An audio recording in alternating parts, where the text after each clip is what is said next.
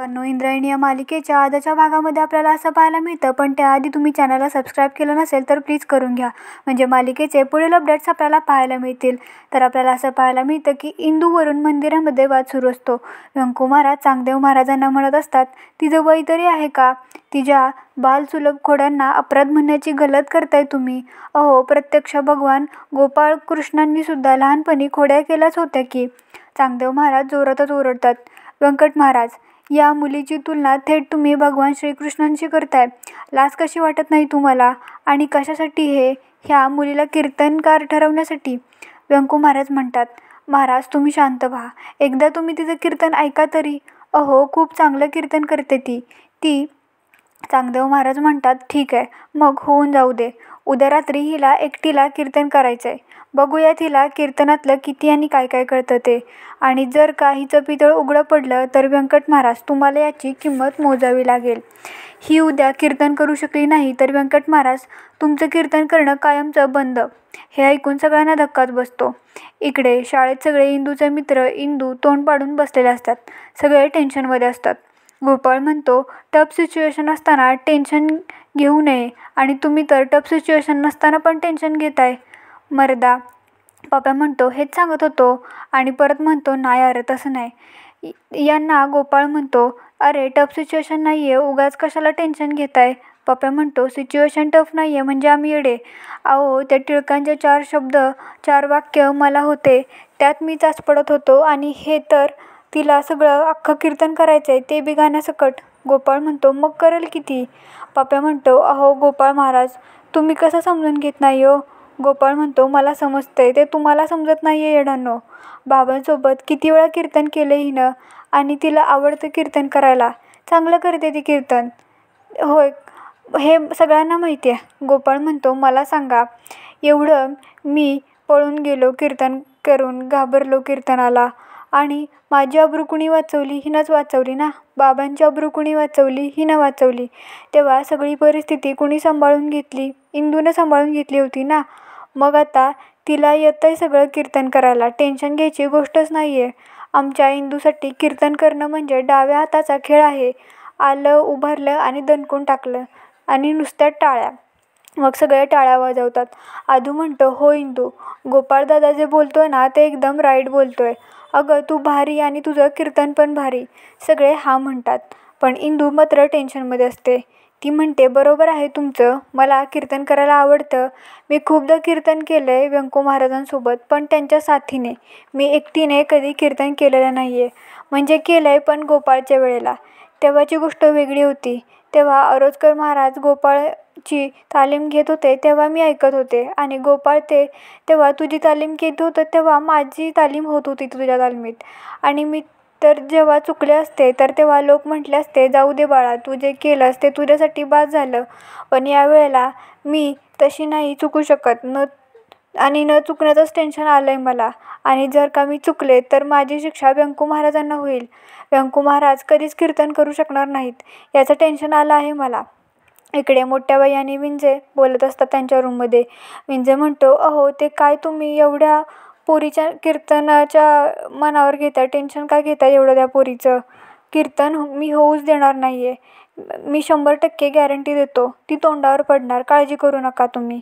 अहो, आम्हाला सगळ्यांचं सगळं कळतं. आनंदी म्हणते, डोंबलाचं कळतं तुम्हाला? तुम्ही त्या पोरीचं कीर्तन कधी ऐकलं आहे का? अहो, नुसतं कीर्तन नाही करत, ती जादूटोणा करते.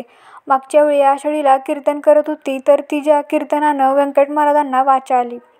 विंजा हसतो आणि म्हणतो, काही पण. आनंदी म्हणते, अहो खरंय, मी स्वतःच्या डोळ्यांनी पाहिले.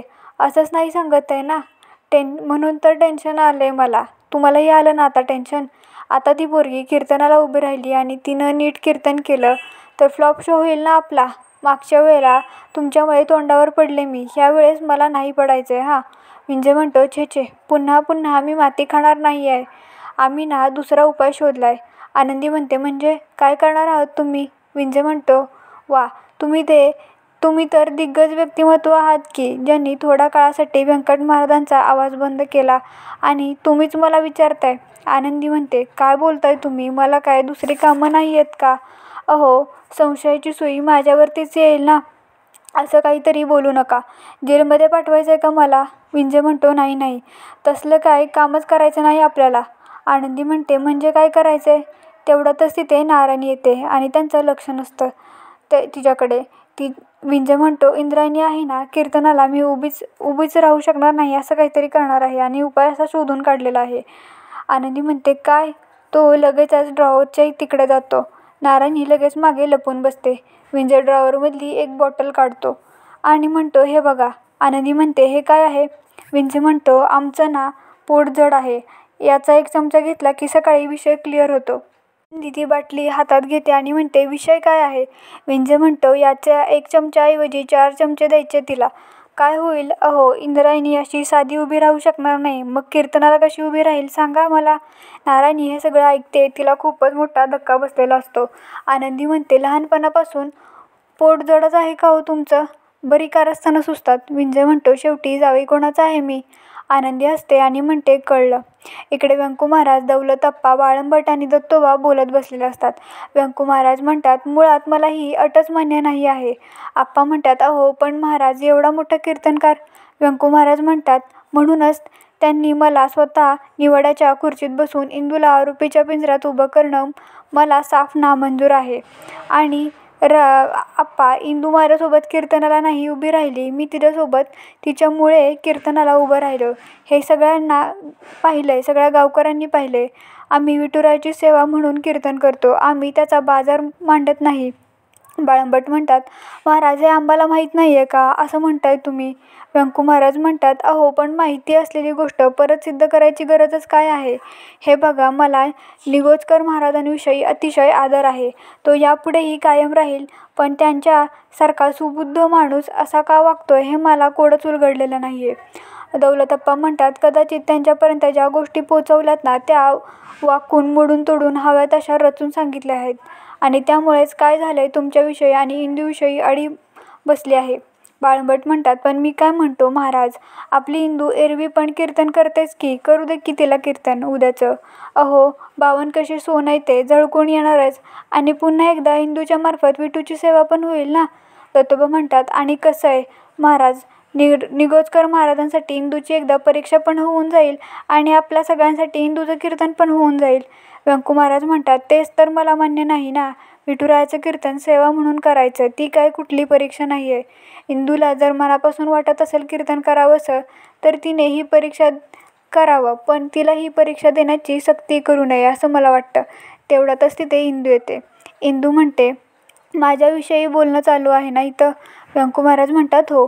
इंदू बाळा, तुला खरंच कीर्तन करावंसं वाटतंय का? इंदूला चांगदेव महाराजांचे शब्द आठवतात की ती चुकली तर व्यंकू महाराजांचं कीर्तन बंद होईल आहे. व्यंकू महाराज म्हणतात इंदू म्हणते मी जर कीर्तन नाही केलं तर तुम्हाला नाही करता येणार ना कीर्तन इथून पुढे? व्यंकू महाराज म्हणतात बाळा, तू त्याची काळजी करू नकोस. एक लक्षात ठेवायचं, कर्ता आणि करविता तो आहे.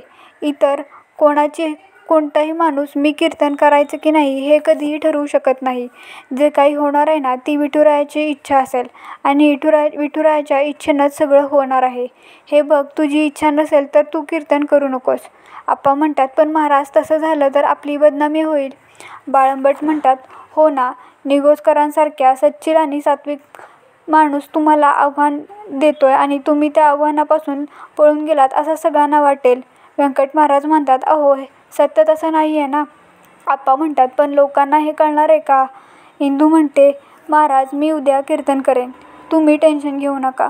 तेवढ्यातच गावातली माणसं तिथे येतात आणि आप्पांना म्हणतात आप्पा आपल्याला निघावं लागेल शेळकेवाडीला. आप्पा म्हणतात व्यंकू महाराज प्रचंड पाऊस होतोय ना, तर शेळकेवाडीत पाण्याची पातळी वाढली तर आम्हाला तिकडं जावं लागेल. पण ठरलंय त्यात बदल करू नका. इंदू बाळा, तुला उद्या कीर्तन करायचंय, सगळं चांगलं होईल, विठुराया आहे ना आपल्या पाठीशी. आणि ते रामकृष्ण हरी म्हणतात आणि तिथून निघून जातात. इकडे नारायणी पाण्याचा तांब्या घेऊन रूममध्ये आलेली असते आणि ती बाटली शोधत असते पण तिला सापडत नसते. शेवटी ती थकते आणि मांडीवरती उशी घेऊन बसते. तोच उशीच्या खाली तिला ती बाटली दिसते. ती पटकन ती बाटली बदलते, तिच्या हातातली बाटली तिथे ठेवते आणि ती बाटली तिच्या हातात घेते. तेवढ्यातच आनंदी बाहेर येते. नारायणी खूप घाबरते. ती पटकन ती बाटली पदराखाली लपवते. आनंदी म्हणते काय एकदम भूत बघितल्यासारखं काय करते तू? एवढं दचकायला काय झालं? नारायणी म्हणते, अगं तू अशी एकदम समोर आलीस ना त्यामुळं दचकले. आनंदी म्हणते, हां इथं काय करत होतीस? नारायणी म्हणते, पाणी घेऊन आले होते. आनंदी म्हणते, हां बरं बरं, आता तू माझी सेवा करू नकोस, जावई बापूंची कर. नवरा सुखी ना तर संसार सुखाचा होईल, जा. मग नारायणी तिथून निघते पण परत माघारी फिरते आणि म्हणते, आई ते बेडशीट बदलायचं होतं ना, बदलू का? आनंदी म्हणते, नाही नाही काही गरज नाही आहे, मी बदलते. आणि आता इथून पुढं तू ह्या रूममध्ये काही दिवस यायची गरज नाही आहे, म्हणजे तू तुमच्या खोलीचं बघ फक्त, चल निघ. असं म्हणत ती तिला रूमच्या बाहेर काढते आणि दार लावून घेते. आत येते आणि उशीच्या खाली ती बाटली आहे का बघते आणि खाली बसते. आणि इथेच हा भाग संपतो. आपल्याला हा एपिसोड कसा वाटला हे कमेंट करून नक्की सांगा. व्हिडिओ आवडला असेल तर लाईक करा, शेअर करा, सबस्क्राईब करा. धन्यवाद.